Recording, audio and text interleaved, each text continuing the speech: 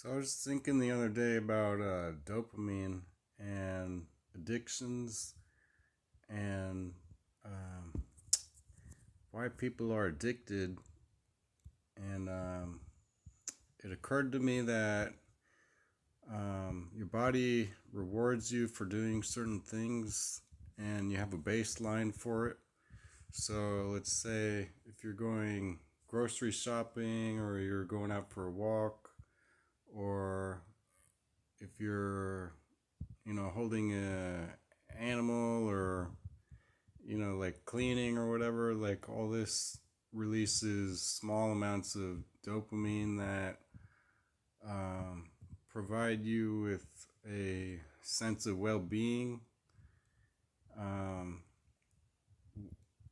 and this baseline of dopamine is what gives us meaning in life. And as long as we're have a good baseline of it, we don't feel pain. And what actually happens with addictions is we have like what is that, a higher high, lower lows.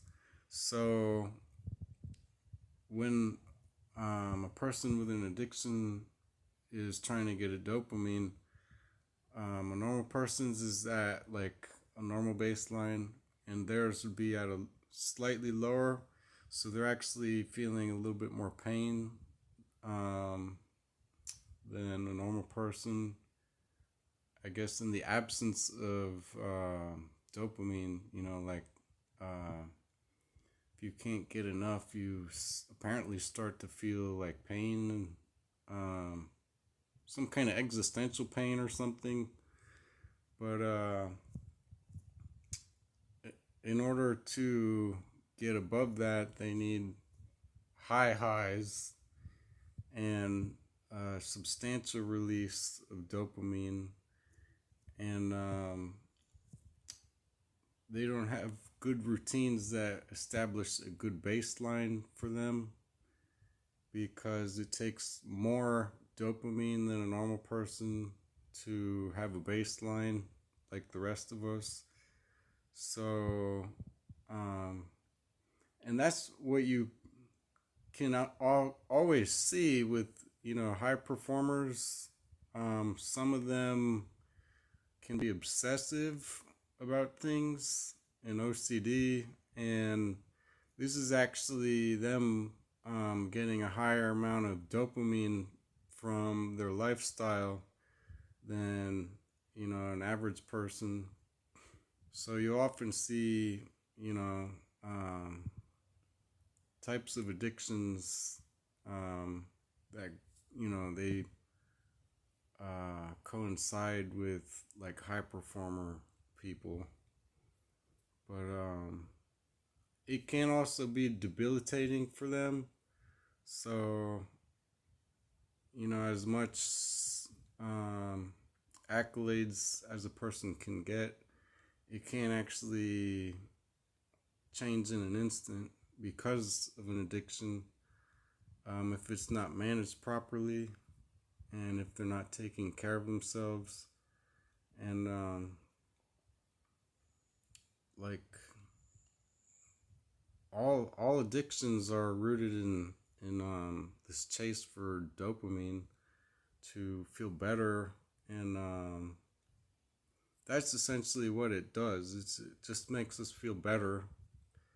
And if you don't have a way to feel better, to get as much dopamine as you can throughout your day, then you'll feel like crap, a lot of the time.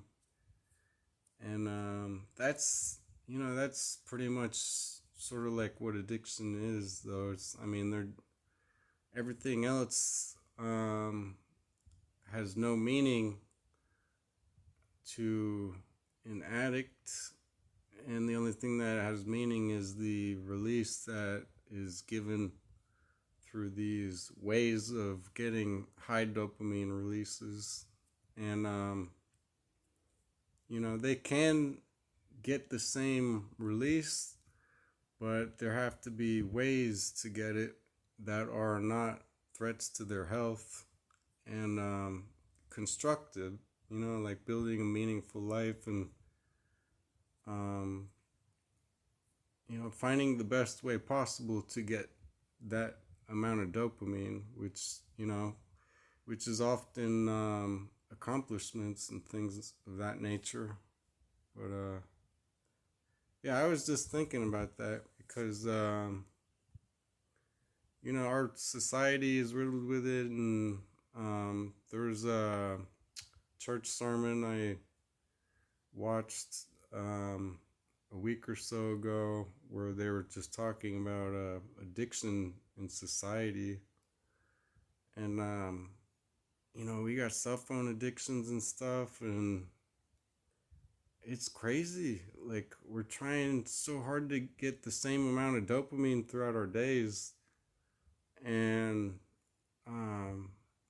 like things can get obsessive, like with phones. Like, I never used to have problems with my phone, um, with like social media and stuff, and I can't even put my phone down anymore because they've designed it so that we get a dopamine release when we're using this technology and stuff.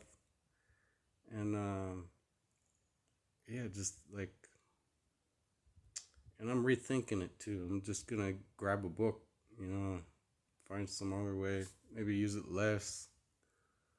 But I didn't mean to talk about myself. But yeah, I was just thinking of that.